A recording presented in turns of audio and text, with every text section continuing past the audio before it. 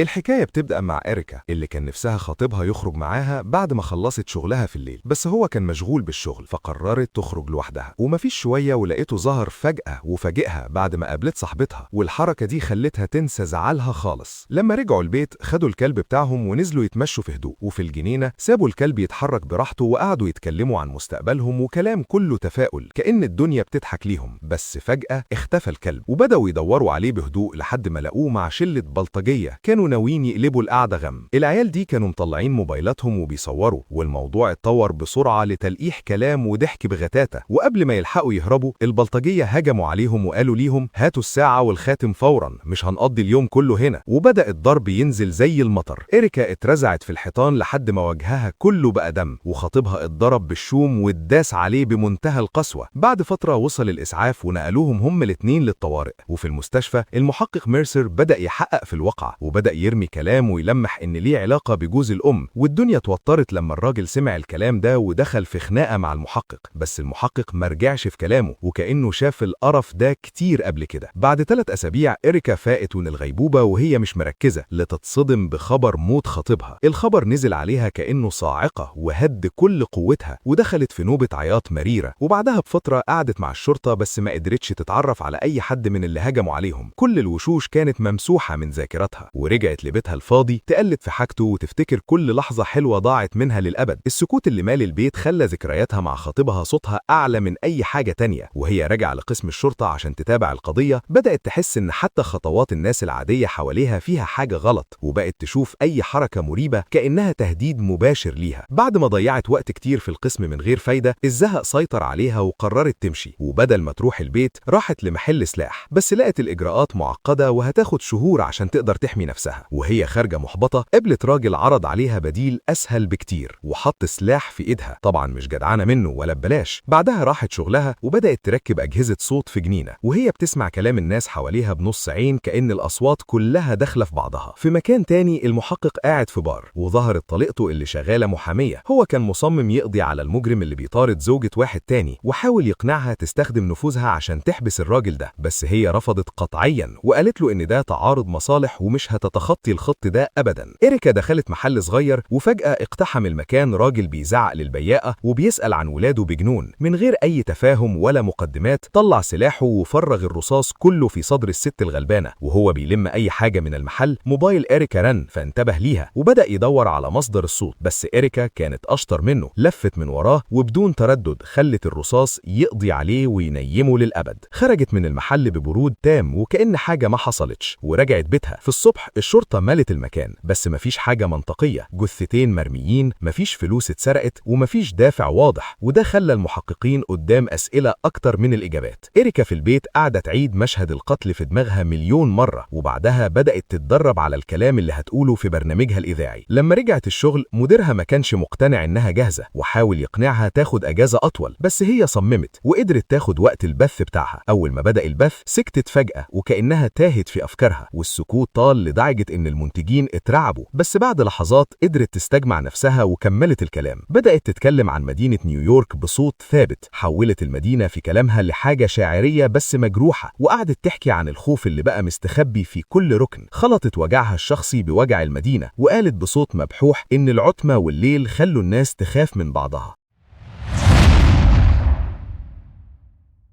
وهي راجعة ركبت المترو ولقت شلة بلطجية بيرخموا على ولد صغير، وبعدين دخل معاهم راجل عجوز وابنه كأنهم بيشجعوهم على القسوة دي. واحد من البلطجية سأل الولد بغتاتة انت بتسمع ايه يا كلب؟ انت فاكرني بهزر؟ لما إريكا اتدخلت وقالت ليهم سيبوه في حاله شتموها وقالوا ليها اخرسي يا بدل ما نعرفك المرجلة على أصولها. بعد ما طردوا الولد والناس بالشتايم ركزوا كل هجومهم عليها وكانوا مستغربين انها لسه واقفة وما خافتش، بالعكس دي قربت منهم وبكل برود حطت السلاح في وشهم وقضت عليهم تماما. وهي نازلة من المترو وماشية بدأت تسأل نفسها ليه ما حاولتش تخوفهم بس، وليه شد الزناد بقى أسهل مما كانت تتخيل. الأغرب إن إيدها كانت ثابتة وما تهزتش بعد الضرب، وكأن الخوف نفسه ما بقاش يعرف ليها طريق. الشرطة وصلت تلم الجثث والمحقق ربط بين السلاح ده والسلاح اللي استخدم في شركة الشحن من كام يوم، وفهم إن الموضوع مش مجرد عنف عشوائي، دي خطة تطهير للمدينة بشروط صوت القاتل نفسه. وهو بيعدي وسط الصحفيين لمح إريكا وهي ماشية وعرفها على طول. قرب منها، بس هي عرفت نفسها إنها صاحبة برنامج الراديو، وده كان كفاية إنه يخليه يتراجع، لأن آخر حاجة عايزها هي الإعلام. إريكا رجعت البيت وقعدت تسمع تسجيلات أصوات الضحايا بتوعها بتلذذ غريب. في الصبح بعد ما المحقق اتكلم مع زميله عن القاتل اللي هم فاكرينه راجل، قابلها تاني، والمرة دي الحواجز بدأت تتهد لما شاركته أحزانها، والتوتر اللي بينهم بدأ يقل كتير. الحوار طول، والمحقق وافق أخيرا إنه يقعد معاها في انترفيو، ونزل دفاعاته لدرجة خلت اللحظة تبان حقيقية جدا. قعدوا في مكان هادي، وأول ما المايك اشتغل بدأت تسأله بكل برود: إيه اللي بيدور في دماغك وإنت داخل مسرح جريمة؟ وإزاي بتقرأ المكان قبل ما الأدلة تنطق؟ الكلام خدهم لقضية مورو، الراجل القوي اللي قضى على مراته عشان ما تفضحوش. المحقق اعترف إن جرايم الراجل ده تعمل كتاب، بس اللعب جوه خطوط القانون بيخلي الحرب بطيئة ومرهقة. وفي لحظة تجلي لمح إن العدالة ممكن تحتاج تيجي من بره القواعد، بس رجع في كلامه بسرعة وحس براحة لما هي مسحت الجزء ده من التسجيل. بعدين سألته: عمرك ضربت رصاص على حد وإيدك بتتهز وقتها؟ قال لها بثقة: لا، لأن الواحد لما بيكون على حق بيكون مرتاح، بس ناس زي مورو والقاتل اللي بيصطاد المجرمين ما عندهمش الرفاهية دي. لما سألتها إزاي قدرت تتخطى اللي حصل لها، ردت بصوت واطي: أحيانا مش بتخف، انت بس بتتحول لنسخة تانية من نفسك عشان تعرف تكمل. خلصوا القعدة بابتسامات هادية. في الليل وهي ماشية لوحدها، واحد وقف بعربيته وفكرها بنت ليل وعزمها تركب معاه. ركبت ولمحت بنت صغيرة مرمية في الكنبة اللي ورا ومغمى عليها. لما حاولت تساعد البنت وتنزل، الراجل قفل الأبواب. في ثانية طلعت سلاحها وأمرته يفتح ليهم، ففتح ليهم ونزلوا. بس الندل ممشيش، ده داس بنزين وحاول يخبطهم، بس هي بسرعة البرق زقت البنت لبره وقعدت تضرب رصاص لحد ما الرصاص قضى على السواق. العربية اختل توازنها واتقلبت بيهم زي أفلام الأكشن، والبوليس وصل، بس كانت الست اللي خلصت الحوار اختفت من المكان تماما.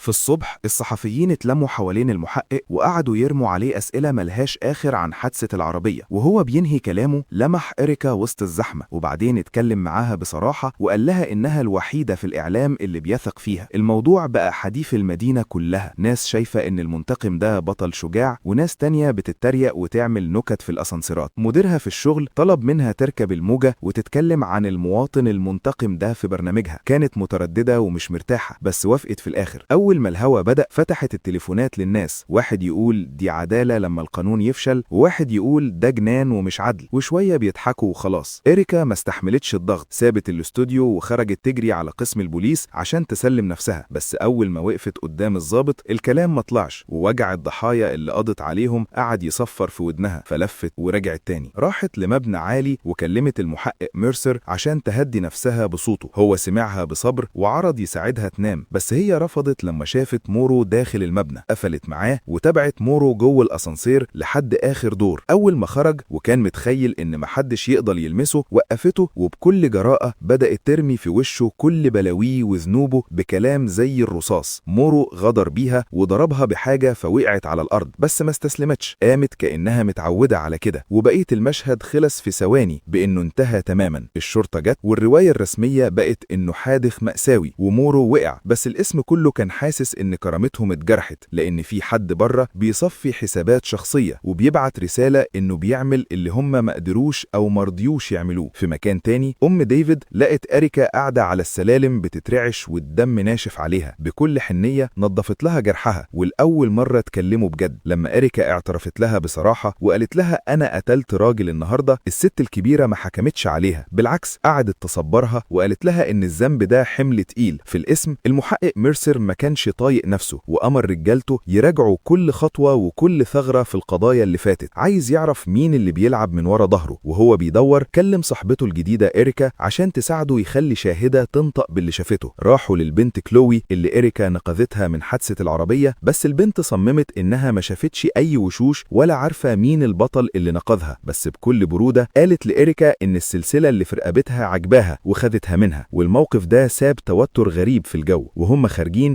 المحقق وقف وقال لإريكا بنبرة فيها شك: انت ليه كلمتيني فعلا ليلة امبارح؟ فردت ببساطة: قلت لك ما كانش جاي لي نوم. بعدها بشوية ضابط تاني جاب عيل صغير كان شاهد على ضرب النار في المترو، والولد بعد خوف قال انه فاكر ست كانت قاعدة بكل برود ولا كأن المعمعة دي تخصها. المحقق خد الولد للرسام الجنائي، بس لما الرسمة خلصت الضباط قعدوا يضحكوا لأن الرسمة طلعت شبه نجمة سينما وافتكروا الولد بيهزر. المحقق راح لإريكا البيت ورجع لها حتة مجوهرات تخصها كانت ضايعة منها ليلة ما خطيبها اتقتل، وطلب منها تيجي الاسم تتعرف على كام واحد من المشتبه فيهم. إريكا كانت مترددة والرفض باين في عينيها، بس وافقت في الآخر. وقفت ورا الإزاز وتحدت 3 بلطجية جم قدامها، هزت راسها للأول والتاني، بس عند التالت سكتت لحظة خلت المحقق يرفع حواجبه. بعدين قالت بنفس مقطوع: محدش فيهم هو. خرجت من الأوضة كأنها شافت عفريت، والمحقق مشي وراها وقرر يعزمها على أكلة بره. وهم في الكافيه بدأ يفتح لها قلبه ويقول لها إن كل الخيوط بدأت توصل لست عندها دافع قوي إنها تطهر المدينة من الأشرار بإيدها.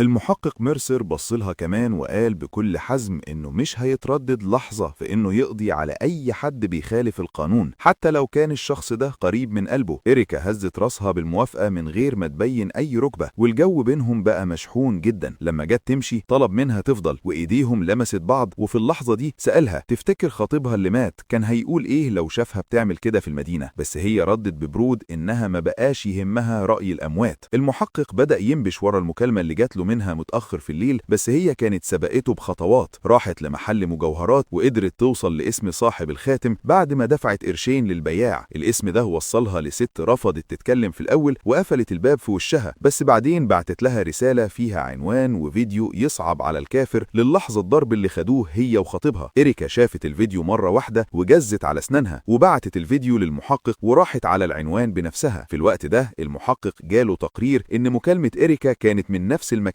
اللي اتلقت فيه جثة مورو، فلبس جاكته وجري بأقصى سرعة لأنه عارف إن فيه مصيبة هتحصل. إريكا وصلت للبلطجية، وأول ما واحد حاول يتنطط عليها ردت عليه رد قاسي خلى الباقي يتفرقوا. لقت الكلب بتاعها وخدته، وعلى أساس إنها ماشية، بس حاجة جواها رجعتها تاني كأنها مش هترتاح غير لما تقضي عليهم كلهم. لفت من ورا واحد فيهم وضربته رصاصة في ظهره وبدأت تصطاد في الباقي، بس الموضوع ممشيش زي ما هي عايزة، والخطة بدأت تبوظ وقلبت ضدها. فجأة ظهر راجل من مفيش ورزع إريكا في الأرض. السلاح بتاعها طار بعيد ومسك رقبتها بكل غل وهو مسلح. وفي اللحظة دي وصل المحقق ميرسر لوحده كأنه جيش كامل، والمجرم وقع على ركبه. إريكا حاولت توصل لسلاحها عشان تخلص عليه، بس المحقق وقفها بهدوء وطلب منها ترمي السلاح ده خالص. الغريب إنه لما رميته راح مطلع سلاحه الميري هو واداهولها. الفيديو اللي شافه وجع قلبه وخلاه ما يقدرش يمنعها تاخد حقها بإيديها. المجرم قعد يبكي ويطلب الرحمة، بس هي ما رحمتوش وقررت تقضي عليه برصاصة واحدة خلصت الحكاية. إريكا سلمت نفسها للمحقق، بس هو كان عنده خطة تانية خالص. هو عايز يمسح أي أثر للمنتقم ويخليها تبان كأنهم شوية مجرمين قتلوا بعض. طلب منها تضربه بالرصاص في كتفه عشان يحبك القصة، وفعلا عملت كده. بعد ما باس راسها سابها تمشي في حالها وفك الكلب بتاعها ونادى على الدعم. إريكا رجعت بيتها مع كلبها وهي عارفة إن إريكا القديمة ماتت خلاص وإنها بقت شخص تاني مختلف تماما. المحقق نفسه اللي كان بيطاردها هو اللي ساعدها تداري جريمتها وتبدأ من جديد. الفيلم ده بيحطنا قدام سؤال صعب جدا: هل الغاية بتبرر الوسيلة؟ إريكا قدرت تقضي على الأشرار، بس في الطريق ده خسرت نفسها وبراءتها. الرسالة هنا إن العنف ما بيجيش من وراه غير عنف، وحتى لو العدالة اتحققت الوجع بيفضل موجود في القلب ما بيمشيش. المحقق ميرسر اختار إنه يكسر القانون عشان يريح ضميره، بس كل ده خلى النهاية مليانة حزن أكتر من الفرحة. لو عجبك الملخص وعايز تشوف حواديت تانية ما تنساش تعمل لايك وكومنت واشتراك في عراب الأفلام.